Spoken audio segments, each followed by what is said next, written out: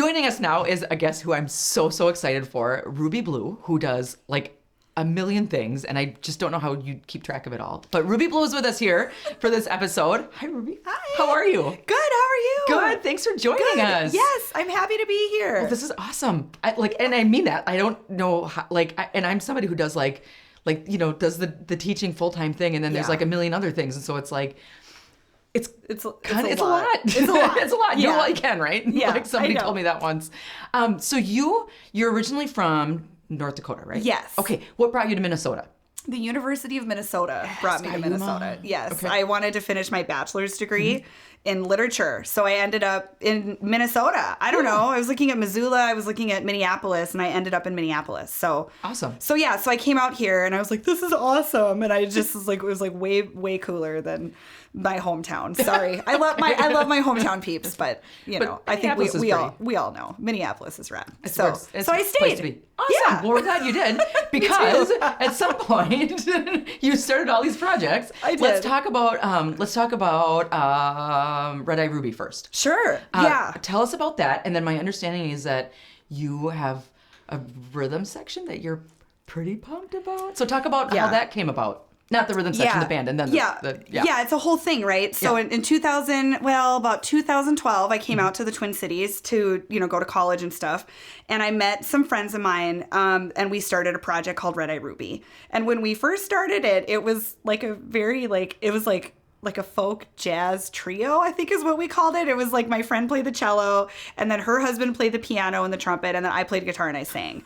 And it was like, it started as like a jazz folk trio. I don't know what else you would call it. We didn't have a drummer. We didn't have a bass player. Like, it was just the three of, it was super weird. And and we put out a record under that, and it was fun. After that record, though, my other two bandmates split off and started a band called The Common Practice, which has now morphed into a project called Color Chord.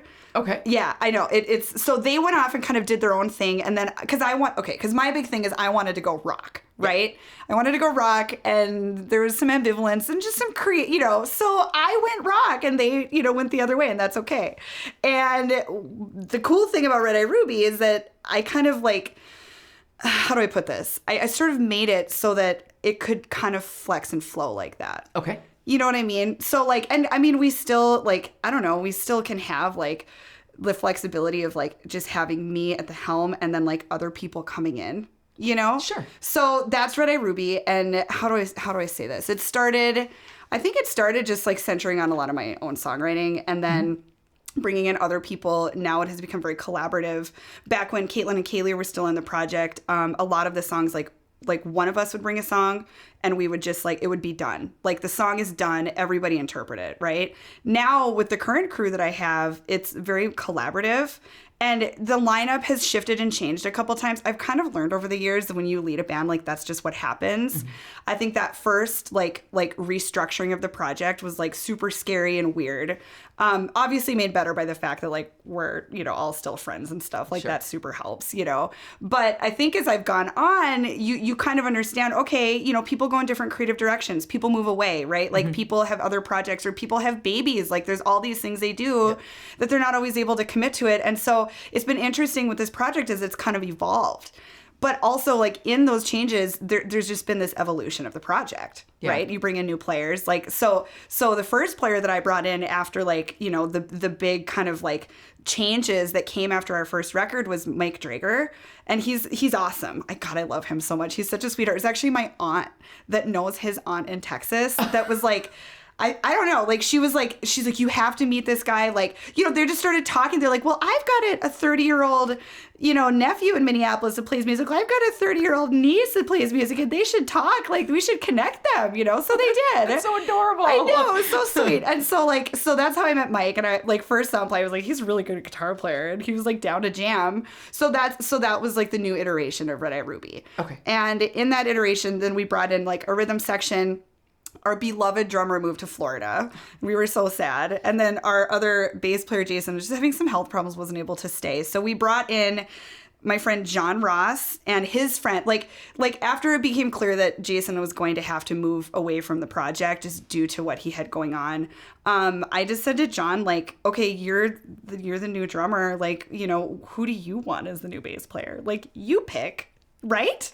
Like, yeah. I don't know. I was like, who do you want to work with? Like, you got to deal with each other. I don't know how often that happens, but that's brilliant. I think it was brilliant, too, because he picked somebody that was really great. He picked our friend Kenneth, and so Kenneth has been playing with us. He's been gigging with us now, Kenneth Garnier, and he's amazing. He's really great. And they have another project called Casual Confusion. Okay. And that was what had kind of sold me on the duo. So Casual Confusion, I mean, it's super cool. It's like Jimi Hendrix rock. Like, it's amazing. Check out Casual Confusion. It just looks so cool. But I saw videos of them, and I was like, these guys are awesome. They're so, like, let's do this. So, yeah, so it's been fun. We've only had 2 or 3 shows with our new rhythm section. Okay. But we're really excited. We've got more shows booked out into, like, January 2025 right now. Yeah, so we're hoping to, you know, just keep going. And then we're in the studio working on a record with my friend Matt Patrick at the Library Studio. Oh. Yeah. He's went to high school with my husband. I know. That's part of why I wanted to say that, because I knew there. I met Keely at a gig, and it was the Johnny Cash thing that you did. Yeah. And we started talking, and it was like, oh my God, like, we have this person in common as Matt Patrick. So anyway, so yeah. Wow. So that's who did the first EP that I did kind of on my own, my rock EP. Rock, whatever you want to call it. And then I do quotations because it's like, it's like Ritz rock, right? Okay. Some of it's folk rock, some of it's like 60s doo-wop rock, like some of it's like, I don't know, like rooted in jazz, like rooted in kind of like different types of like American music, right? Some of it's blues rock. It's all kind of its own thing. Okay. So the next record, the one we're working on now, is a lot more focused on soul and R&B and like kind of like the 1960s kind of like Amy Winehouse kind of vibe. Sure. But we do have some blues rock tunes on there as well. Okay. Yeah. So it's kind of a mix, I guess. That sounds so cool. It always ends up being in a pretty eclectic. Yeah. You know, that's how to do it. Yeah. That's great. Something for everyone. Yeah. When do you anticipate that you'll wrap up and get it out for release? I'm guessing that most of 2025 is going to be devoted to like finishing, getting everything wrapped up, recording, probably I'm thinking beginning of 2026. Okay. Maybe end of 2025 if we're lucky, but that might be kind of ambitious. Yeah. Okay. So yeah, we're just in the phase where we've done a couple scratch tracks. Matt and I did some co-writes. So we've got co-writes that we did with the band that we're playing live right now. So like if you come to a live show, you'll hear like tunes like Mary, what's another one? BDE. Those are tunes that we've co-written as a band that are going on the next record that are already baked. They're already cooked. We're already playing. They're in our repertoire. But then there's a couple little ones that I've been doing in the studio with Matt that nobody's heard that are a little different. We've got one that almost sounds like a mixture between like a Black Keys and an Amy Winehouse tune. Okay. You know what I mean? Yeah. So yeah. So I'm really excited about it. It's super fun. Yeah. Wow. Okay. Yeah. And then you also do like an open jam sort of deal. Yes. And you've done that in a couple of different places. Tell us about like how that got going and the evolution of it. Yeah, so it started with a friend of mine, Dante from Space Monkey Mafia. We got together and we decided we wanted to start an open jam. So we started it, and he was like, dude, like, I know these people at this venue called KJ's Hideaway. They're great people, and they want to have more music events. They're like, let's see if we can get in there. So we did. So KJ's Hideaway picked us up. I think it was like every, I don't know, second or third Sunday or something like that. One Sunday a month, they picked us up. And that went on beautifully until KJ's closed. And that, what is that, maybe 6 months ago, they ended up closing. Yeah. So then I wanted to keep the jam going, right? And at that point, I had pulled in some other people to co-host as well. So the project it just like, you know, you start a project, people start coming, and then the venue closes, and you're like, well, I think people would still come if we kept doing this. Sure. So like, why stop, right? You build up a community. So we moved to the Hook and Ladder at the Zen Arcade, which is really cool, but it was, they had Wednesday night programming, and then they kind of cut the Wednesday night programming. They were like, look, like, we're changing our hours, like, we're moving some stuff around. And we really I wanted to do it later. They wanted, like, you know, earlier in the evening. I'm like, I kind of want to go a little later. I want it to be kind of a nightlife thing. Okay. So that's when Palmer's Bar picked us up. And so now we're at Palmer's Bar. How long have you, that's like super recent, Super right? recent. Okay. So the second one at Palmer's Bar is happening on the second Tuesday of November. I believe it's November 12th. Cool. Yeah. Awesome. So it's exciting. Yeah. So we just we try to pull in a mixture of new people that are like new to the scene that people don't really know, and also like people who are scene veterans. Like we try to mix it purposely, sure. Yeah, so that like everybody can feel like we're getting like a good mix of like local people. Well, and what a great way to like actually like build that community of like making connections and all. I mean, that's amazing. Yeah, having a featured artist really helped. It gave it a little bit like a little more like excitement and hype and draw, because then suddenly people are like, oh, I'm going to the jam to support my friend. And then they come to the jam, and if they like it, then they just found out about it, they can come back, right? Yeah. How do folks like know about it or get involved with it? You can just show up. I've got a whiteboard. The goal for us every night we consider it a successful jam, and I don't think we've ever failed on this. And if I ever have, somebody should tell me. But we try to get everybody on stage that wants to go on stage. Okay. Yeah.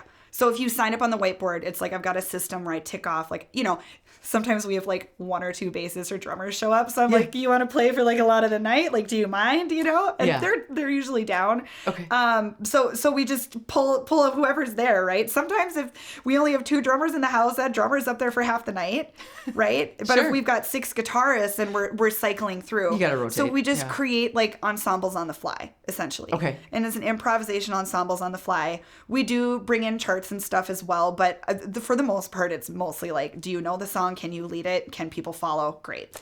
I was actually really surprised, because you would think that sometimes it would be a train wreck.